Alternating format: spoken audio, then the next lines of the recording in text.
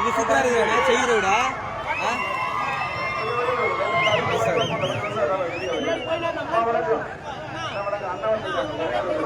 தளபதி போடா போடா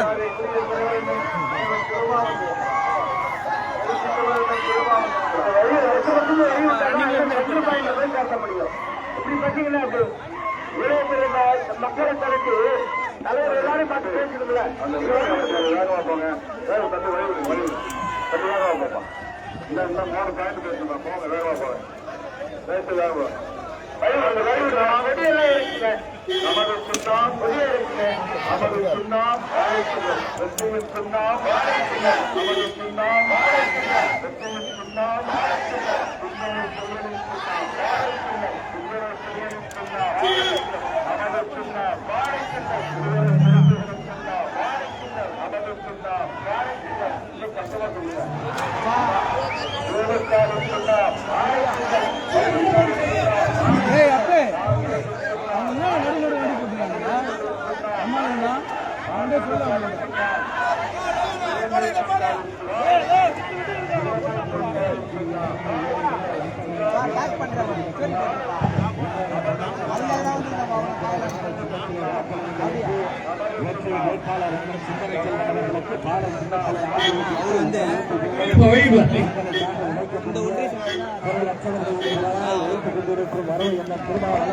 பாடல் சின்னத்தில் வாக்கு கேட்டு பங்கு கொண்டிருக்கிறார். இந்த பகுதியில் வசிக்கக்கூடிய அனைத்து நல்ல உள்ளங்களையும் பாடல் சின்னத்தில் வாக்கு கேட்டு வழிவிடுங்க. தலைவர் வண்டிக்கு வழிவிடுங்க ப்ளீஸ். தலைவர் வண்டிக்கு வழிவிடுங்க. தலைவர் வண்டி எதில் நிற்காதீங்க. வழிவிடுப்பா.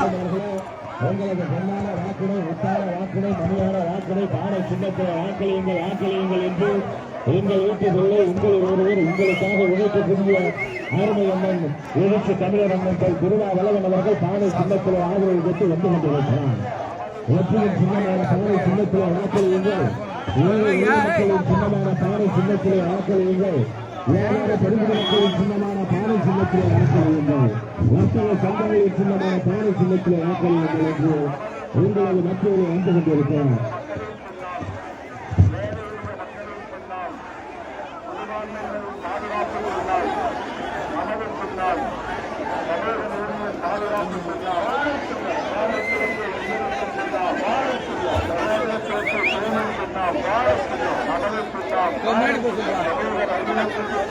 தம்பி தம்பி தம்பி இந்த வண்டி கொஞ்சம் முன்னாடி போ.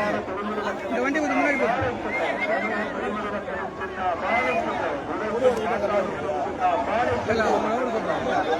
நாங்க நின்னாருன்னா பரவாயில்ல.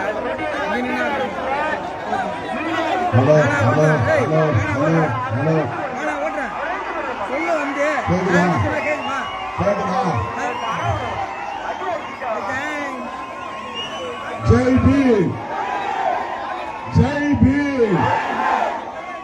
அன்பார்ந்த தோழர்களே, கொஞ்சம் வழிபடுங்க.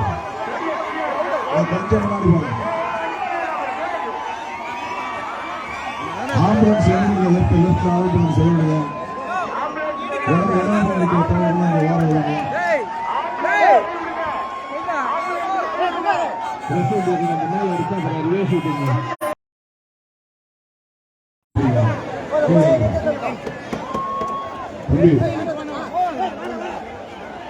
இந்த குடி அந்த குடி கீழே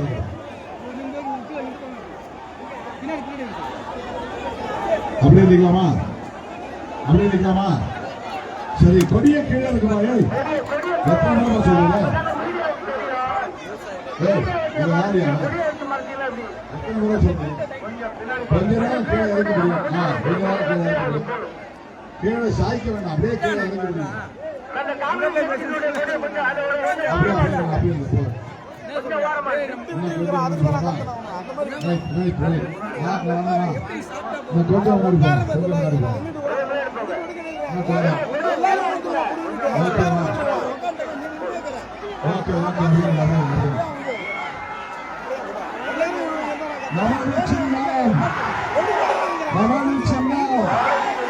பவுஞ்சூர் மக்களின் சின்னம், செய்யூர் தொகுதியின் சின்னம், உழைக்கும் மக்களின் சின்னம், பெண்களின் சின்னம், தாய்மார்களின் சின்னம், வியாபார பெருங்குடி மக்களின் சின்னம், வணிக பெருங்குடி மக்களின் சின்னம், விவசாய பெருங்குடி மக்களின் சின்னம், மாணவர்களின் சின்னம், மாணவர்களின் சின்னம், திராவிட முன்னேற்ற கழகத்தின் ஆதரவு பெற்ற சின்னம், காங்கிரஸ் பேர் இயக்கத்தின் ஆதரவு பெற்ற சின்னம், தேசிய முற்போக்கு திராவிட கழகத்தின் சின்னம், மதிமுகவின் சின்னம், சிபிஐ சின்னம், சிபிஎம் சின்னம், முஸ்லிம் லீக்கின் சின்னம், மனிதநேய மக்கள் கட்சியின் சின்னம், மனிதநேய ஜனநாயக கட்சியின் சின்னம், அண்ணன் கமல்ஹாசன் அவர்களின் சின்னம், எஸ்டிபிஐ சின்னம், புதிய புரட்சி கழகத்தின் ஆதரவு பெற்ற சின்னம், விடுதலை சிறுத்தைகளின் சின்னம், சிந்தனை செல்வனின் சின்னம், விடுதலை சிறுத்தைகளின் சின்னம், சிந்தனை செல்வன் அவர்களின் சின்னம். அன்பார்ந்த தோழர்களே, தோழமை கட்சிகளை சார்ந்த பொறுப்பாளர்களே, பெருந்திரளாக கூடியிருக்கிற என் உயிரின் வீரான விடுதலை சிறுத்தைகளே,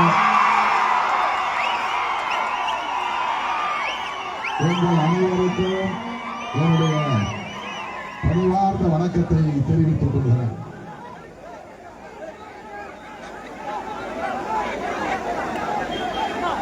செய்யூர் தொகுதியில் கடந்த முறை நீங்கள் ஆதரவு நல்கி விடுதலை சிறுத்தைகளுக்கு வெற்றி வாய்ப்பை தந்ததற்காக மீண்டும் மீண்டும் விடுதலை சிறுத்தைகள் கட்சியின் சார்பில் எனது நெஞ்சார்ந்த நன்றியை குறிப்பாக்குகிறேன். உங்களால் தேர்ந்தெடுக்கப்பட்ட சட்டமன்ற உறுப்பினர் பனையூர் பாபு அவர்கள் சட்டமன்றத்தில் சிறப்பாக பணியாற்றினார். அவரை தொடர்ந்து மீண்டும் விடுதலை சிறுத்தைகள் கட்சி இந்த தேர்தலில் உங்கள் வாழ்த்துக்களோடு போட்டியிடுகிறது. இப்போது போட்டியிடுகிற வேட்பாளர் சிந்தனை செல்வன் அவர்கள் கட்சியின் பொதுச் செயலாளர். கடலூர் மாவட்டம் காட்டுமன்னார்குடியில் கடந்த முறை போட்டியிட்டு பெருவாரியான வாக்குகளின் வித்தியாசத்தில் வெற்றி பெற்றவர். 5 ஆண்டு காலம் சட்டமன்றத்தில் திறம்பட பணியாற்றியவர்.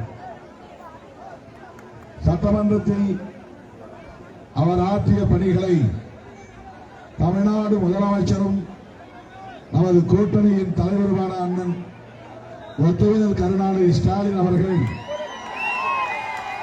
மனம் திறந்து பலமுறை பாராட்டியிருக்கிறார். சிந்தனை செல்வன் அவர்கள் வைத்த கோரிக்கைகளை எல்லாம் பரிசீலித்து உடனுக்குடன் அவையிலேயே நிறைவேற்றியிருக்கிறார். அந்த அளவுக்கு கடந்த 5 ஆண்டுகளில் மிகச்சிறந்த சட்டமன்ற உறுப்பினர் என்கிற பாராட்டை பெற்றவர் தோழர் சிந்தனை செல்வன் அவர்கள். இரண்டாவது, அவர் நெய்வேலி லிக்னைட் கார்பரேஷன் என்கிற பொதுத்துறையில் பொறியாளராக பணியாற்றிக் கொண்டிருந்தவர். 1990களின் தொடக்கத்தில், இன்னும் சொல்ல போனால் 1995இல் விடுதலை சிறுத்தைகள் கட்சியிலே இணைந்து தீவிரமாக பணியாற்றியவர். அவர் குடும்பத்திற்கு ஒரே ஒரு வருமானம் தான். இவர் மட்டும்தான் பொதுத்துறையில் பணியாற்றி வருமானம் ஈட்டியவர். அப்போது நாங்கள் விடுதலை சிறுத்தைகள் தேர்தல் அரசியலிலேயே நம்பிக்கை கொள்ளாமல் இருந்த காலம். வேண்டாம், எலெக்ஷன் வேண்டாம், எம்எல்ஏ எம்பி தேர்தலில் போட்டியிடக்கூடாது, மக்களுக்காக நாம் பணியாற்றுவோம், அரசியல் படுத்துவோம், அமைப்பாக்குவோம், அவ்வளவுதான் லட்சியம். நான் தடை அறிவியல் துறையில அரசு ஊழியர், அவர் என்எல்சி பொதுத்துறையில அரசு ஊழியர், ரவிக்குமார் சிண்டிகேட் பேங்க்ல வங்கி அதிகாரி. இப்படி பல பேர் அரசு பணிகளை துறந்துவிட்டு பொது வாழ்க்கைக்கு வந்தோம். இன்னைக்கு கட்சி தொடங்கிய உடனே முதலமைச்சர் கனவோடு வருகிறார்கள். நான் தான் முதலமைச்சர். ஒரு எம்எல்ஏ ஆசை கூட இல்லை, எம்பி ஆசை கூட கிடையாது. கட்சி தொடங்குவது தம்பி இருங்க, 50 வயசு வரையிலும் 50 வயது ஒன்னும் ஆகாதுப்பா விடுப்பா, ஒன்னும் ஆகாது, அமைதியா இருங்க. 50 வயது வரையிலும் அவங்க சொகுசாக சுகபோகமாக அமைதியா இருப்பா, ஒன்னும் ஆகாதுப்பா. நீ கத்துறது தான் பிரச்சனை, அது பாட்டு அமைதியா மேல கரண்ட் போயிட்டு. 50 வயசு வரைக்கும் அனுபவிக்க வேண்டியதெல்லாம் அனுபவிச்சுட்டு காலாவதியான காலத்துல கட்சியை தொடங்கிட்டு தொடங்கிய உடனே நான் தான் முதலமைச்சர்.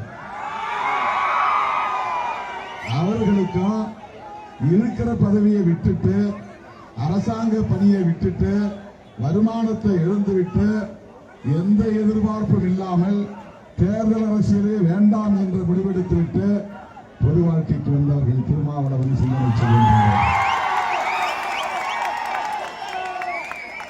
ஊர் ஊரா நடந்து போய் மக்களை சந்திச்சு அரசியல் பேசி ஒரு கொடியை ஏத்துறதுக்கு 2 மாசம் ஆகும். ஒரு ஊர்ல சினிமா ஹீரோ கிடையாது. இன்னைக்கு இந்த அளவுக்கு வந்த ஒரு இயக்கம் 35 ஆண்டு கால உழைப்பு, தாங்க முடியாத அவமானங்கள், அவமதிப்புகள், கணக்கிலடங்காத வழக்குகள், காவல்துறையோடு மோதல்கள், எத்தனை பேர் குண்டர் தடுப்பு சட்டம், இதெல்லாம் எதுவுமே சந்திக்காம உழைச்சி சம்பாதிக்கிற ஒருத்தன், உட்கார்ந்துட்டு லாட்டரியில பணம் சம்பாதிக்கிற ஒருத்தன், சம்பாதிக்கிற ஒருத்தன், லாட்டரி சீட்டு வாங்கி கோடி ரூபாய் அடிச்சிருச்சு, லாட்டரி பம்பர் லாட்டரி அடிச்சிருக்கு, அப்படி பணக்காரன் ஆகிறவருக்கும் தினந்தோறும் போய் கழனியில வேலை செஞ்சு உழைச்சி சம்பாதிச்சு 10 ரூபாய் மிச்சப்படுத்தி அதன் மூலமா வாழ்க்கையில முன்னுக்கு வர்றவன் ஒருத்தன். 2வது ரகம் தான் விடுதலை சிறுத்தைகள். மக்களுக்காக உழைத்து, என் மேல எத்தனை வழக்குன்னு எனக்கே தெரியாது. திருட்டு வழக்கு கிடையாது, ஏமாத்திர வழக்கு கிடையாது, மோசடி வழக்கு கிடையாது, மக்கள் விரோத வழக்குகள் கிடையாது. சாதாரண மக்களுக்காக போராட்டங்களை நடத்தி சந்தித்த வழக்குகள், அவ்வளவுதான். அப்படி எத்தனையோ பேர் கட்சி தொடங்கினவனே நான் தான் முதலமைச்சர், என்னை முதலமைச்சராக்குங்க. நாம அப்படி இல்லை. 1990 இருந்து 1998 வரையிலும் ஏறத்தாழ 9-10 ஆண்டுகள் தேர்தல் அரசியலை வேண்டாம் என்று மக்கள் பணி ஆற்றியவர்கள் தான் விடுதலை சிறுத்தைகள், திருமாவளவன், சிந்தனை. என்னை விட 3 மடங்கு சம்பளம் வாங்கினவர். நான் தமிழ்நாடு கவர்மெண்ட்ல வேலை செஞ்சேன். எனக்கு சில 1000 ரூபாய் தான் சம்பளம், இவருக்கு அப்பவே லட்சக்கணக்கில் சம்பளம். இப்ப ரிட்டையர் ஆகிறவரை இருந்திருந்தாருன்னா 3 லட்சம் ரூபாய் சம்பளம் வாங்கியிருப்பார் மாசத்துக்கு. நாங்கெல்லாம் அந்த வேலையை விட்டுட்டு வெளியே வந்தோம். ஊருக்கு தெரியாது, உலகத்துக்கு தெரியாது. எங்களை மட்டுமே நம்பி இருக்கிற குடும்பம். இந்த வருமானம் வந்தாதான் குடும்பத்தில் ஏதாவது அடுப்பு எரியும் என்ற நிலை. ஆனா அதையெல்லாம் திறந்துட்டு இந்த எளிய மக்களை அமைப்பாக்க வேண்டும், அரசியல் படுத்த வேண்டும், இவர்களை நல்வழிப்படுத்த வேண்டும், இவர்களை ஆளுமை மிக்கவர்களாக ஆளாக்க வேண்டும் என்பதற்காக பொது வாழ்க்கைக்கு வந்தவர்கள் தான். வேட்பாளர் தகுதியை சொல்றதுக்காக இதை சொல்றேன். அன்னைக்கு நான் இங்க ரிசைன்மெண்ட் வாங்க தோழர் அப்படின்னு நான் கூப்பிட்டேன். உடனே ரிசைன் பண்ணிட்டு வெளியே வந்துட்டார். அவங்க மனைவிக்கு வருமானம் கிடையாது, பிள்ளைங்க எல்லாம் சின்ன சின்ன பிள்ளைங்க. அப்போ பதவியை ராஜினாமா பண்ணிட்டு வந்தார். நாங்க அப்ப எம்எல்ஏ எலெக்ஷன் அடிப்போம், எம்பி எலெக்ஷன் அடிப்போங்கிற கனவே கிடையாது. அப்படி ஒரு கனவே கிடையாது, அப்படி ஒரு நோக்கமே கிடையாது, அப்படி ஒரு எண்ணமே கிடையாது, அந்த பதவி ஆசையே கிடையாது. அப்படி தொண்டாற்றியவர்கள் தான் வேட்பாளராக செய்யூர் தொகுதியிலே இருக்கிறார். சட்டமன்றத்திலே அவர் ஆற்றிய பணிகளை நீங்கள் பார்த்தால், அவர் பேச்சை கேட்டால் உங்களுக்கு புரியும். அவர் சும்மா ஏதோ மேடைக்காக பேசுவது, அவைக்காக பேசுவது, ஆளுக்காக பேசுவது என்று இல்லை. கொள்கை புரிதலோடு, தான் உள்வாங்கிய கொள்கை புரிதலோடு, சமூக நீதி பார்வையோடு, சகோதரத்துவ பார்வையோடு, சமத்துவ பார்வையோடு, புரட்சியாளர் அம்பேத்கர், தந்தை பெரியார், மாமேதை காரல் மாவட்ட அரசியலை உள்வாங்கி பேசக்கூடியவர். இன்னைக்கு செய்யூர் தொகுதியில் அவர் எதிர்த்து போட்டியிடக்கூடிய வேட்பாளர்களை பட்டியலிடுங்க. அவருக்கு உங்களுக்கு உள்ள வித்தியாசம் என்ன? அதிமுக வேட்பாளர் கூப்பன் கொடுக்கிறார், 10,000 ரூபாய் உங்களுக்கு நான் தரேன், ஓட்டு போட்டீங்கன்னா ஜெயிக்க வச்சீங்கன்னா ஜெயிச்ச உடனே உங்களுக்கு 10,000 ரூபாய் தரேன். 10,000 ரூபாய் தான் உங்க வாக்குடைய மதிப்பா? எவ்வளவு சீப்பா மதிப்பிடுறாரு பாருங்க, எவ்வளவு சீப்பா மதிப்பிடுறாங்க பாருங்க. அவங்க உங்க பிரச்சனைகளுக்காக நான் வாதாடுவேன், போராடுவேன் சொல்லி ஓட்டு கேட்கல. ஓட்டு போட்ட பிறகு உங்களுக்கு 10,000 ரூபாய் கொடுக்கறேன், அப்புறம் 5 வருஷம் நான் சின்ன மீனை போட்டு பெரிய மீனை பிடிக்கிறேன். இதுதான கதை. அந்த வேட்பாளர் இந்த வேட்பாளரை ஒப்பிட முடியுமா? இவர் பக்கத்திலே நிற்க முடியுமா? அவர் கோடீஸ்வரராக இருக்கலாம், இவர் கொள்கை கோட்பாட்டு புரிதல் உள்ளவர், கொள்கை அடிப்படையில் இயங்கக்கூடியவர். அமெரிக்காவில் எலெக்ஷன் நடக்கிற மாதிரி நடந்தா நல்லா இருக்கும். 2 பேரும் வேட்பாளர் 2 பேரும் பேச விடுவாங்க, 2 பேரும் பேச விடுவாங்க. வேட்பாளர் டொனால்டு ட்ரம்ப், அவரை எதிர்த்து வைக்கிற 2 பேரும் டிவியில பேச விடுவாங்க.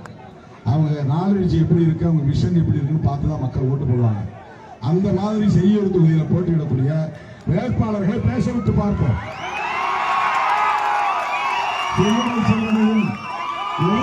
வேட்பாளர்கள் ஒரு மேடையில் நிப்பாட்டி பேச சொல்லுங்க, பேச சொல்லி பார்ப்போம். மக்கள் பிரச்சனைகளை பேசட்டும், கொள்கைகளை பேசட்டும். அவர் என்ன புரிதலில் இருக்கிறார் என்பதை பாருங்கள், இவர் என்ன புரிதலில் இருக்கிறார் என்று பாருங்கள். நான் இப்படி ஒப்பிட்டே பேசக்கூடாது, அதுக்கு எந்த தார்மீகமும் கிடையாது. ஏனென்றால் இவர் உயரம் வேறு, அவர் உயரம் வேறு, இவர் நிலை வேறு, அவர் நிலை வேறு. அவர்கிட்ட கோடி கோடியா பணம் இருக்கலாம், இவர்கிட்ட கொள்கைதான் அவருடைய உரம், அவருடைய ஆற்றல், அவருடைய வலிமை. அதுதான் சிறுத்தைகளுக்கான வலிமை. விடுதலை சிறுத்தைகள் கட்சியில் பொதுச் செயலாளர்கள், துணை பொதுச் செயலாளர்கள், அமைப்பு செயலாளர்கள், என் பக்கத்தில் இருக்கிற தோழர்கள் எந்த அளவுக்கு கொள்கை புரிதல் உள்ளவர்கள், பேசக்கூடியவர்கள், செயல்படக்கூடியவர்கள், ஆற்றல் மிக்கவர்கள். மற்ற கட்சியில் யாராவது வாங்க பேசுங்க பார்ப்போம்.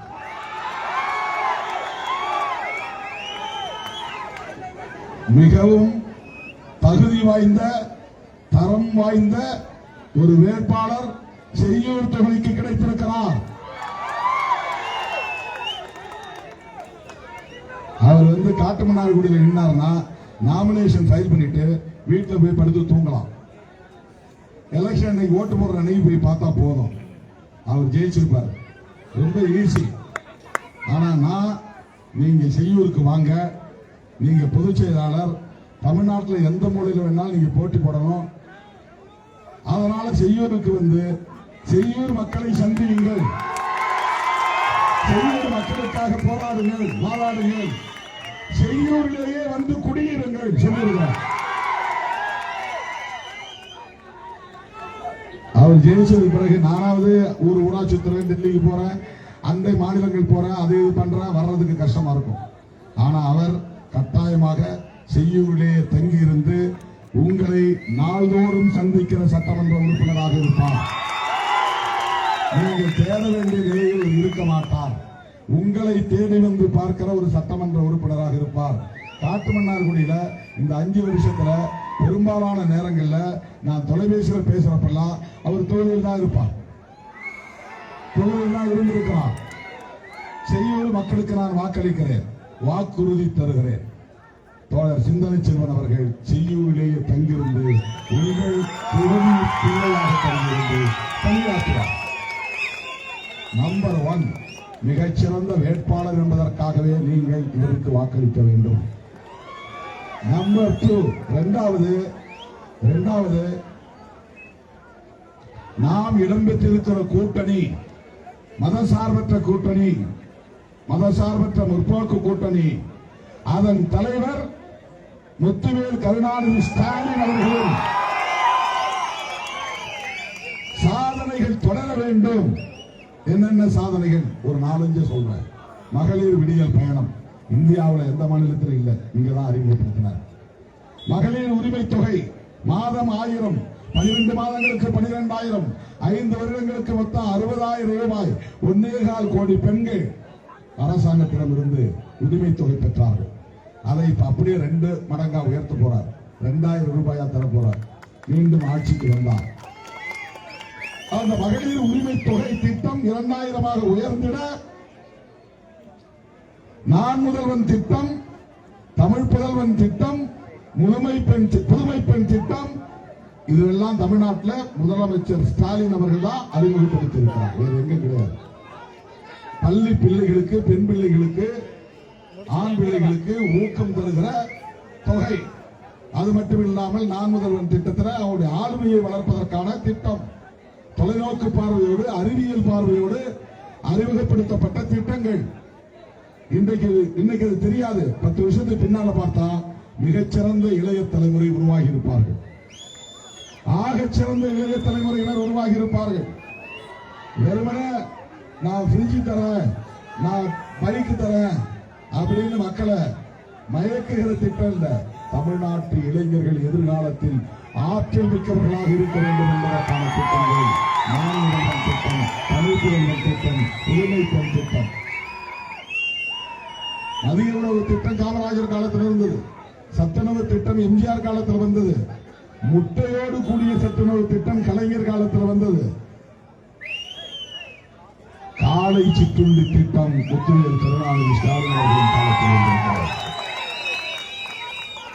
காலையில பசியார முடியாத குடும்பம், பல பிள்ளைகள், வறுமையில் வாடும் குடும்பத்தை சார்ந்த பிள்ளைகள்.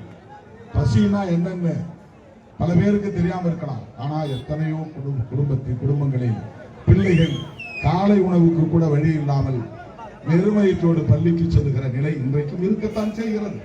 யாரும் மறுக்க முடியாது.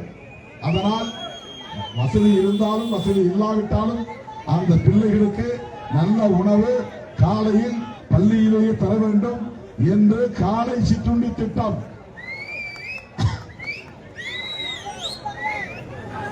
இது போன்ற திமுக அரசின் சாதனைகள் தொடர்ந்திட இல்லத்தரசிகளுக்கு 8,000 ரூபாய் கூப்பன். அது இல்லத்தரசிகளை எம்பவர் பண்றது. இது வெறும் ஓட்டுக்காக இலவசம் தர்றது இல்ல. பெண்கள் கையில பணம் போய் சேரணும். பெண்கள் கையில அதன் மூலமா குடும்ப நிர்வாகம் என்பது சுவை சேரும். அவர்களை எம்பவர் செய்வது அது ஒரு தொலைநோக்கு பார்வை. இல்லத்தரசிகளுக்கு 8,000 ரூபாய் ஆட்சிக்கு வந்தவுடன் தருகிற திட்டம் அறிவித்திருக்கிறார். இந்த திட்டங்கள் தொடர முதல்ல சிறந்த வேட்பாளர் என்பதற்காக நீங்கள் வாக்களிக்க வேண்டும் என்று கேட்டுக்கொண்டது. இரண்டாவதாக முதலமைச்சராக மீண்டும் அண்ணன் ஸ்டாலின் அவர்கள் வந்து அவருடைய சாதனைகள் தொடர வேண்டும், அதற்காக நீங்கள் வாக்களிக்க வேண்டும். மூன்றாவதாக மிக மிக முக்கியமானது என்னவென்றால், இந்த திமுக கூட்டணியை எதிர்த்து நிற்கிற கூட்டணி யார்? சில பேர் 4 முனை தருகிறார். 4 முனையே கிடையாது. விஜயோட யாரும் கூட்டணி அமைக்கல, அவர் தனியா நிற்கிறார். நாம் தமிழரோடு யாரும் கூட்டணி வைக்கல, அவங்க தனியா நிற்கிறாங்க. அவங்க களத்திலேயே இல்லை, அதுதான் உண்மை.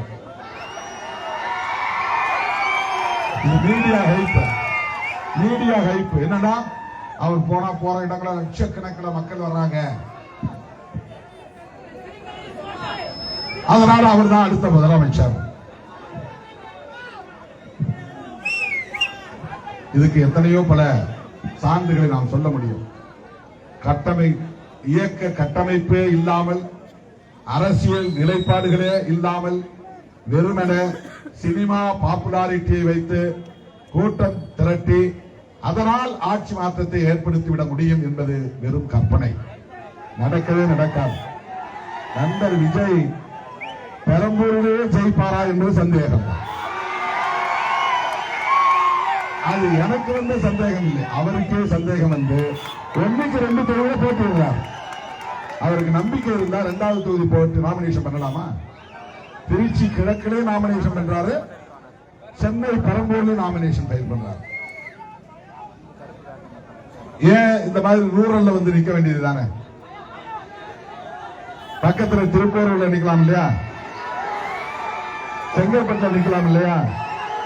காஞ்சிபுரத்தில் நிக்கலாம் இல்லையா? ஏன் நிக்கல? அவருக்கு ரூரல்ல நமக்கு ஓட்டு கிடைக்காதுன்னு சந்தேகம்.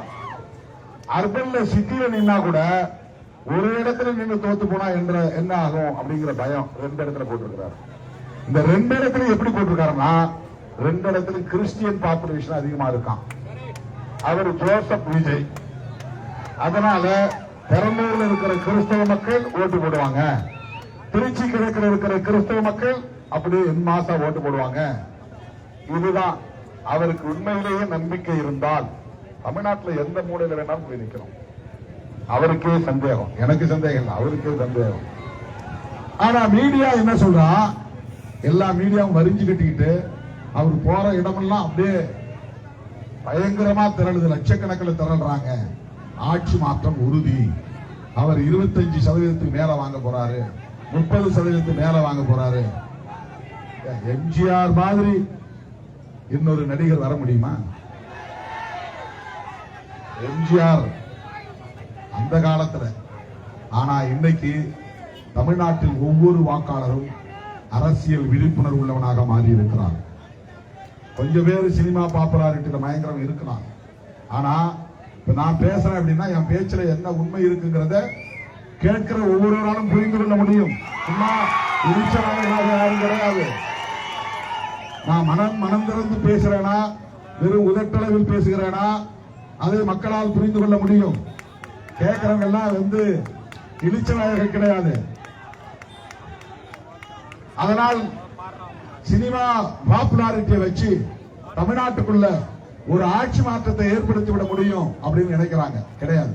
ஏன் விஜய் நிற்கிறார்னா ஒரே காரணம் தான். அதை தெரிஞ்சு செய்யறாரா, தெரியாம செய்யறாரா, திட்டமிட்டு செய்கிறார்களா, திட்டமிட்டு செய்யவில்லையா, நமக்கு யூகங்களை தருகிறது. என்ன யூகம்னா, திமுக கூட்டணிக்கு முஸ்லிம்களும் கிறிஸ்தவர்களும் பாஜக இருக்கிற அணிக்கு வாக்களிக்காமல் திமுக கூட்டணிக்கு வாக்களித்து வருகிறார்கள். இது யதார்த்தமான நிலை. இது இந்தியா பூரா இருக்கிற நிலை. இந்துக்களும் வாக்களிக்கிறார்கள் வேற, ஆனா முஸ்லிம்களை அவர்கள் அச்சுறுத்துகிறார்கள், கிறிஸ்தவர்களை அச்சுறுத்துகிறார்கள். மதுரையில பைபிளை கொளுத்துகிறார்கள், போய் திருப்பரங்குன்றை பிரச்சனையை போய் பெரிதாக்குகிறார்கள். முஸ்லிம்களுக்கு இந்துக்களுக்கு இடையில மோதலை உண்டு பண்ண பாக்குறாங்க. முஸ்லிம்கள் மேல வெறுப்பை விதைக்கிறாங்க, பைபிளை கொளுத்துறாங்க, தேவாலயங்களை இடிக்கிறாங்க. இண்டிபெண்டன்ட் சர்ச்சஸ்ல யாரும் ஜெபமே பண்ண முடியல. தமிழ்நாட்டில் அது அதிகரிச்சிருக்கு. ஆர்சி சிஎஸ்ஐ அவங்க ரொம்ப எஸ்டாபிளிஷ்டா இருக்கிறாங்க. அவங்க கிட்ட இவங்களால போக முடியல, போலீஸை வச்சு தொல்லை கொடுக்க முடியல. ஆனா சின்ன சின்ன புராட்டஸ்டன்ட் இருக்காங்க பாருங்க, இண்டிபெண்டன்ட் சர்ச்சஸ், பெண்டிகாஸ்ட், இவங்களெல்லாம் போய் பயங்கரமா தொல்லை பண்றாங்க. அவங்களை அடிக்கிறாங்க, வட இந்திய மாநிலங்கள்லாம் அடிக்கிறாங்க. அப்படி கிறிஸ்தவர்களுக்கும் முஸ்லிம்களுக்கும் அச்சுறுத்தல் தருவதால் பிஜேபிக்கும் பிஜேபி இருக்கிற அணிக்கும் அவர்கள் வாக்களிப்பதில்லை. பிஜேபியை வெளிப்படையா முஸ்லிம் ஓட்டு தேவையில்லை அப்படின்னு முடிவெடுத்துட்டாங்க, கிறிஸ்தவர்கள் ஓட்டு தேவையில்லை அப்படின்னு முடிவெடுத்துட்டாங்க. இப்ப இந்த வாக்குகள் திமுக கூட்டணிக்கு போய் சேருகிறது. இதை எப்படி தடுப்பது? அதுக்காக இறக்கிவிடப்பட்டவர் தான் விஜய். நீ கட்சி ஆரம்பிச்சு, நீ தனியா நின்று, உனக்கு பொதுவான அடையாளம் இருக்கு, உன் கூட பிஜேபி இல்ல, உன் கூட அதிமுகவும் இல்ல, நீ தனியா நின்னா முஸ்லீம்களை நிறைய பேர் உங்களுக்கு ஓட்டு போடுவாங்க, கிறிஸ்தவர்களை நிறைய பேர் ஓட்டு போடுவாங்க. திமுக அணிக்கு போற ஓட்டையெல்லாம் பிரிக்க முடியும். திமுக அணியை பலவீனப்படுத்த முடியும். வெற்றி பெற விடாமல் தடுக்க முடியும். குறைந்த எண்ணிக்கையிலே அவர்கள் வெற்றி பெற்றால் தொங்கு சட்டசபை உருவாகும். தொங்கு சட்டசபை உருவானால் உடனே நான் முதலமைச்சராக்குறேன். இதுதான் அவங்க சொல்லியிருக்கிற பிராமிஸ். யாருக்கு? நண்பர் விஜய்க்கு. ஆகவே எதிர்த்து நிற்கிறவங்க யார்? அதுதான் முக்கியம். 2 பேர் அணி இல்ல, ஒருத்தர் தான் அதிமுக அணி. அதிமுக அணியில இடம்பெற்றிருப்பவர்களா யார்? பிஜேபி, அமமுக, தமாக, அன்புமணி தலைமையிலான பாமக. இவங்க எல்லாம் தேர்தலுக்கு முன்னால என்ன பேசினாங்க யூடியூப்ல போய் பாருங்க. எடப்பாடி பழனிசாமி பத்தி அன்புமணி என்ன பேசினாரு? எடப்பாடியை பத்தி என்ன பேசினார்? Tyre tyre. அவ்வளவு அருவருப்பான அரசியல். அமமுக தலைவர் டிடிவி தினகரன் என்ன சொன்னார்? எடப்பாடியோட போய் நான் கூட்டணி சேர்ந்தா தூக்கு போட்டு சாகலான்னு சொன்னார். இப்ப என்ன சொல்றாரு? அண்ணன் தம்பி சண்டைங்கிறாரு. பொருந்தா கூட்டணி. பிஜேபி பேசுகிற அரசியலும் அதிமுக பேசுகிற அரசியலும் ஒன்றா? நேர்கோட்டில் உள்ளதா? பெரியார் பாசறையில் வளர்ந்த அதிமுகவும் வீர சாவர்கர் பாசறையில் வளர்ந்த நாத்துராம் கோட்சேவை வளர்த்த சங் பரிவார் அமைப்பான பாஜகவின் கொள்கையும் ஒன்றா? எடப்பாடி பழனிசாமி அவர்களால் விளக்கம் தர முடியுமா? திமுகவோடு சிறுத்தைகள் ஏன் கூட்டணியில் நீடிக்கிறது என்பதற்கு என்னால் 3 மணி நேரத்திற்கு மேலாக விளக்கம் சொல்ல முடியும். நாங்கள் ஏன் டிஎம்கேவோடு இருக்கிறோம்? நீங்க சொல்ற மாதிரி 4 சீட்டுக்கு 5 சீட்டுக்கு 6 சீட்லாம் கிடையாது. சீட்டு முக்கியம்னா நான் அதிமுக போலாம், விஜயோட போலாம், அப்படி கிடையாது. பதவி முக்கியம்னா நான் யாருக்கு வேணாலும் போய் சேரலாம். எல்லா கதவையும் நான் திறந்து வைக்கலாம். எல்லா கதவுகளையும் அடைச்சிட்டு நாங்க திமுகவோட இப்போது ஏன் சொல்லணும்னா, நாங்கள் பேசுகிற அரசியலை திமுக பேசுகிறது. நாங்கள் எதிர்க்கிற வலதுசாரிகளை திமுக எதிர்க்கிறது. நாங்கள் எதிர்க்கிற மதவாத அரசியலை திமுகவும் எதிர்த்து பேசுகிறது. அதுதான் காரணம். அது ஒண்ணுதான் காரணம். ஒரே காரணம். உங்களால சொல்ல முடியுமா அதிமுகவும் பாஜகவும் ஏன் கூட்டணி வைத்தது என்று? நான் பிஜேபி காரனை கேட்கவில்லை, எடப்பாடி அவர்களை பார்த்து கேட்கிறேன். சொல்ல முடியாது. எனவே அதிமுகவுக்கு போடுற ஒவ்வொரு ஓட்டும் பிஜேபிக்கு போனதாகத்தான் அர்த்தம். இந்த தொகுதியில் நீங்க ரெட்டலைக்கு போட்டா அது பிஜேபிக்கு மோடிக்கு போட்டதாகத்தான் அர்த்தம். தப்பித்தவறு அதிமுக வெற்றி பெற்று தப்பித்தவறு எடப்பாடி முதலமைச்சரானால் 2 மாசம் கூட பிஜேபி காரன் விடமாட்டான். ஆட்டத்தை கலைச்சு புது ஆட்டம் ஆடுவான். எடப்பாடி பழனிசாமியை தூக்கி போட்டு விட்டு காரைக்குடி ராஜாவை உட்கார வைப்பாங்க. கொல்லைப்புற வழியாக தமிழ்நாட்டின் ஆட்சி பீடத்தில் பாஜக ஏறும். அதற்கு இடம் தரலாமா? மதவாத கட்சி தமிழ்நாட்டில் வளரலாமா? வெறுப்பு அரசியலை பரப்பும் கட்சி தமிழ்நாட்டில் வலிமை பெறலாமா? இந்த 3வது காரணத்திற்காக நீங்கள் பானை சின்னத்திற்கு வாக்களிக்கிறீர்கள். நல்ல வேட்பாளர் என்பதற்காக பானை சின்னத்தில் வாக்களிக்க வேண்டும். திமுக அரசின் சாதனைகள் தொடர்வதற்காக பானை சின்னத்திலே வாக்களிக்க வேண்டும். வலதுசாரி பிற்போக்கு சங்பரிவார் கும்பலை விரட்டி அடிப்பதற்காக பானை சின்னத்திலே வாக்களிக்க வேண்டும் என்று கேட்டு எழுச்சி இந்த வரவேற்பு நல்கிய உங்களுக்கு நன்றி கூறி விடைபெறுகிறேன். நன்றி, வணக்கம்.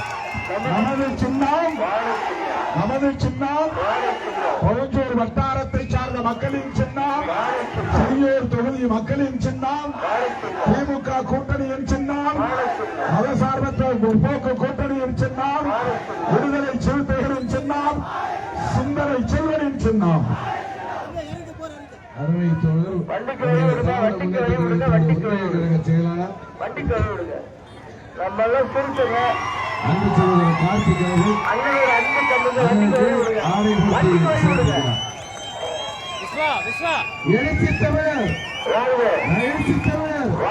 அன்பு தலைவர் அண்ணன் திருமா தலைவர் திருமா பவஞ்சூருக்கு வந்திருக்காரு. யாரு? நம்ம தலைவர் வந்திருக்காரு. நம்மை பார்ப்பதற்காக வந்திருக்கிறார். விடை கொடுக்கிறீங்களா? தேர்தல் வரைக்கும் இதே எழுச்சியை சொல்லிருப்பது நமது சின்னம் விடுதலை சிறுத்தைகளுடைய ஒன்றிய செயலாளர் செய்தி தொடர்பு பொறுப்பை ஏற்றிருக்கிறார் மணிமாறன் புரட்சிவாளன்.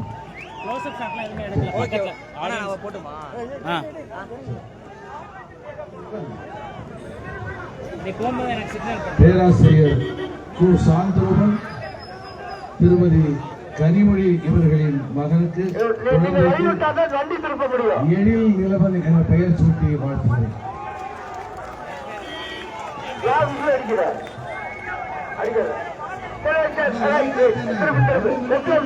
இந்த